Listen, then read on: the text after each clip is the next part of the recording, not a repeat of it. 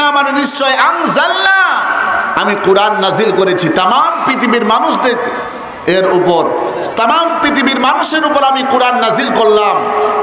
কি জন্য নাজিল করলাম? ওয়া হুদা, হেদায়েতের জন্য। মা বোনেরা আপনারা একটু চেপে চেপে বসবেন, জায়গা হচ্ছে না। মা বোনদের প্যান্ডেল ফুল হয়ে গেছে, আর ছেলেদের প্যান্ডেল এখনো বাকি আছে, 50%ই ভরে নাই। মা বোনেরা একটু চেপে চেপে বসেন, মেহেরবানি করে চেপে চেপে বসবেন। মা বোনেরা আপনাদের জন্য স্পেশালি 4টি কথা আছে। আল্লাহ নবী বলেছেন 4টা কাজ করবেন, সরাসরি আল্লাহ জান্নাতে চলে যাবেন। বলুন আল্লাহু আকবার। নবীজি বলেছেন স্বামী স্ত্রীর মাঝে যদি 4টা আমল হয়, কয়টা আমল? 4টা আমল, আরেকটি 5টা আমল। নবীজি বলেছেন মা, পুরুষ এবং নারী, স্বামী এবং স্ত্রীর মাঝে যদি 4-5টা যদি আমল হয়, সেই সংসারের মধ্যে কখনো ভুল করেও অশান্তি থাকবে না, অর্থাৎ শান্তি দ্বারা পরিপূর্ণ হয়ে যাবে। বলুন আল্লাহু আকবার। নবীজি বলেছেন মা, নবীজি বলেছেন আপনারা যদি একটা আমল করেন, আপনার স্বামী ভুল করেও অন্য কোনো পুরুষের সাথে তাফালিং মারবে না, অন্য কোনো নারীর সাথে সম্পর্ক করবে না, পরকিয়া করবে না, প্রেম প্রীতি করতে যাবে না।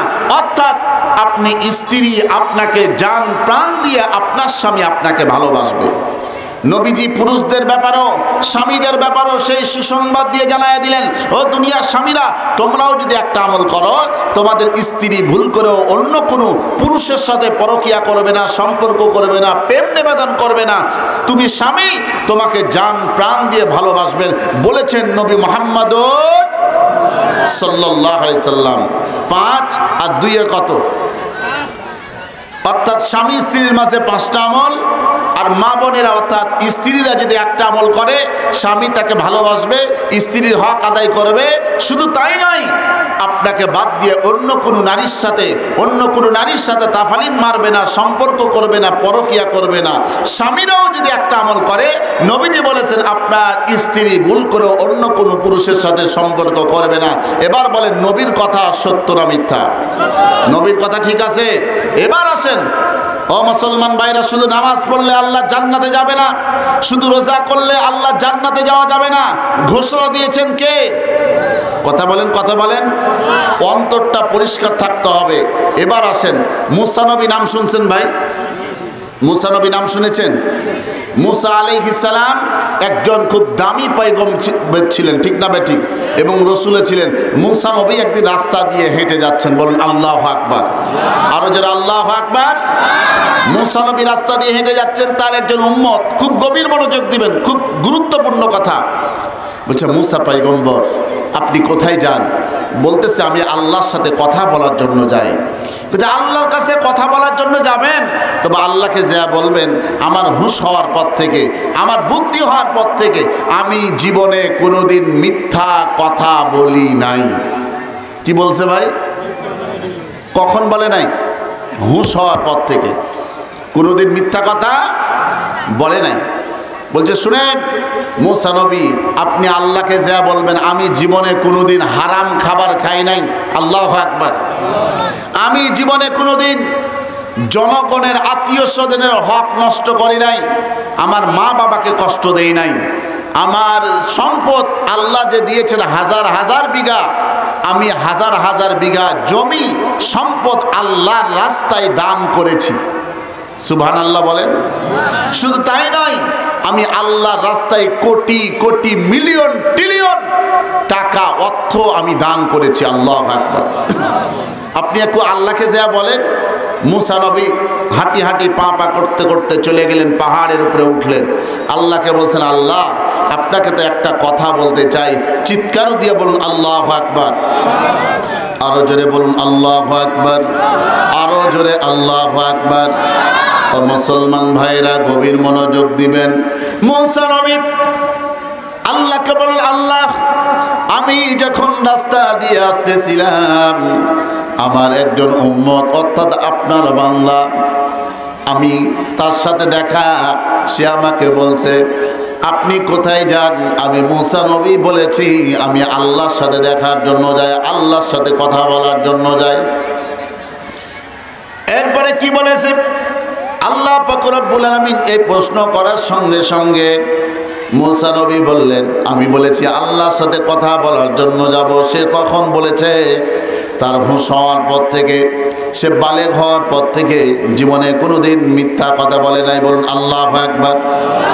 সে জীবনে কোনোদিন অন্যায় করে নাই, কোনোদিন হারাম খাবার খায় নাই, জীবনে কোনোদিন আত্মীয় স্বজনের হক নষ্ট করে নাই, জীবনে কোনোদিন সে কি করে নাই, মা বাবার হক নষ্ট করে নাই। হাজার হাজার বিঘা জমি সম্পদ আল্লাহ রাস্তায় দান করেছে।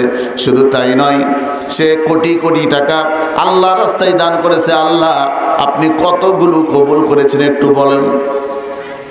আমার আল্লাহ পাক রব্বুল আলামিন সঙ্গে সঙ্গে জানায় দিলেন, ও মুসা পয়গম্বর, আপনি যাবেন, যাওয়ার পরে আপনি বলবেন, এই কথা জানায় দিবেন। কোন কথা?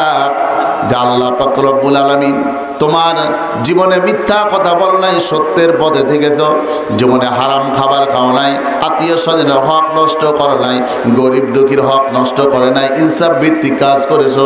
শুধু তাই নয়, মা বাবাকে কষ্ট দাও নাই, মা বাবার হক আদায় করেছো। তুমি হাজার হাজার বিঘা আল্লাহর রাস্তায় তুমি জমিন দান করেছো, জমি দান করেছো, কোটি কোটি টাকা আল্লাহ রাস্তায় দান করেছো। আল্লাহ পাক রব্বুল আলামিন তোমার জীবনের কোনো কিছুই কবুল করে নাই। আল্লাহ কি বললেন? কোনো কিছু কবুল করে নাই। এমন সময় আল্লাহ পাক রব্বুল আলামিন বলেন, তবে 1 টাকা তুমি আল্লাহর মহাব্বতে, আল্লাহর দিন, আল্লাহর জামিনে কায়েমের জন্য তুমি দান করেছিলে। আল্লাহ পাক রব্বুল আলামিন শুধু সেই 1 টাকাই আল্লাহ কবুল করেছে। বলুন আল্লাহু আকবার। কয় টাকা আল্লাহ কবুল করেছেন? আরো জোরে কয় টাকা? 1 টাকা আল্লাহ পাক রব্বুল আলামিন কবুল করেছেন। মুসলমান ভাইরা, লিল্লাহে তাকবীর। আজকের দ্বিতীয় বক্তার আগমন, আজকের মাহফিলের দ্বিতীয় বক্তা আপনাদের মাঝে হাজির হয়েছেন। ইনশাআল্লাহ এখন সুন্দর সুরিত কণ্ঠে তিনি বয়ান করবেন, আলোচনা করবেন। আল্লাহ কবুল করুন, ওনার কণ্ঠকে সুন্দর করে দেন। বলুন আমিন। এবার মুসা পয়গম্বর কে আল্লাহ বলছে, মুসা নবী, আমার বন্ধু, আপনি উনাকে যা বলবেন, আমি আল্লাহর রাস্তায় এত টাকা দান করেছে, এত হাজার বিঘা দান করেছে, কোটি কোটি টাকা দান করেছে, আমি কিছুই কবুল করি নাই। তবে আমি আল্লাহর জন্য একদিন 1 টাকা দান করেছে, আমি দিন কায়েমের জন্য, আমি আল্লাহর ভালোবাসায়, আমি আল্লাহর মহব্বতে শুধু ওই 1 টাকাই কবুল করেছি। বলুন আল্লাহু আকবার। মুসা নবী আসতেছেন। এবার মুসা নবী আসতেছেন, এবার ওই বেচারা রাস্তায় দাঁড়িয়ে আছেন। এবার বলতেছে, মুসা নবী কি ব্যাপার, আপনি মাথাটাকে নিচু করে আসেন কেন, সমস্যাটা কি? মুসা নবী বলেন, আমি এই জন্য মাথাটাকে নিচু করে মন খারাপ করে আসি। আল্লাহ পাক রব্বুল আলামিনের কাছে বললাম, আল্লাহ আপনার উমুক বান্দা জীবনে কোনোদিন মিথ্যা কথা বলে নাই, জীবনে কোনোদিন অন্যায় করে নাই, সে জীবনে কোনো জনগণের কোনোদিন হক নষ্ট করে নাই, মা বাবার হক নষ্ট করে নাই, আত্মীয় স্বজনের হক নষ্ট করে নাই। সে হাজার হাজার বিঘা জমি আপনি আল্লাহ রাস্তায় দান করেছেন, কোটি কোটি টাকা আপনি আল্লাহ রাস্তায় দান করেছেন। এমন সময় আল্লাহ পাক রব্বুল আলামিন বলেন, আমি কোনো কিছু তার কবুল করি নাই, শুধুমাত্র 1 টাকা কবুল করেছি, কারণ আমি আল্লাহ পাক রব্বুল আলামিনের মহব্বতে, ভালোবাসায় আল্লাহ জামিনে আল্লাহ দিন কায়েমের জন্য দান করেছিল। কয় টাকা? আরো জোরে কয় টাকা? 1 টাকা। এই বেচারা এবার বলতেছে, মুসা নবী, আল্লাহকে যা বলবেন ওই 1 টাকা যেন ফেরত দেয়। কি বলছে? আল্লাহকে যা বলবেন, আল্লাহ 1 টাকা কবুল করছে, হাজার হাজার বিঘা জমি দান করলাম, কবুল করে নাই, কোটি কোটি টাকা দান করলাম, কবুল করে নাই, এত ভালো কাজ করলাম সমাজের মধ্যে, কোনো কিছু কবুল করলো না, শুধু 1 টাকা কবুল করছে। তা আল্লাহকে যা বলবেন ওই 1 টাকা যেন ফেরত দেয়। ও মুসলমান ভাইরা, দেখছেন কত গভীর কথা।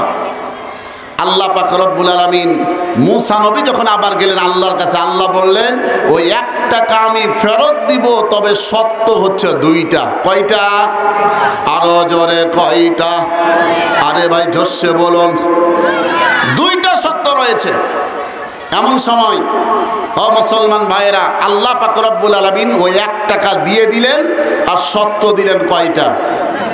আরো জোরে 2টা শর্ত দিলেন। এই মা বোনেরা কেউ কথা বলবেন না, মেহেরবানি করে কথা বলবেন না, চুপ করে কথা শুনবেন।